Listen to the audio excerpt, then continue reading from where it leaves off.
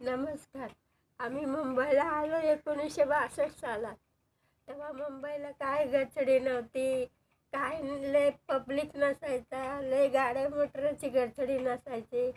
एक हलकंसं पब्लिक असायचा. मुंबईमध्ये काय भीडच नसायची गाड्या घोड्यांची, मोटर गाड्यांची. आम्ही आलो त्या काळी काय झालं, रेल्वेतून उतरलो आणि बसने आम्हाला जायचं होतं. तर बसीला काय म्हणतात ते मला माहीत नव्हता. बस काय असते. आमच्या माणसाने सांगितलं बस येते, बस येते.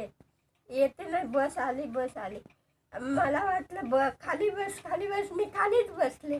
मला माहीतच नाही की एस टी येते म्हणून. मला सांगितलं बस बस बस येते, बस येते.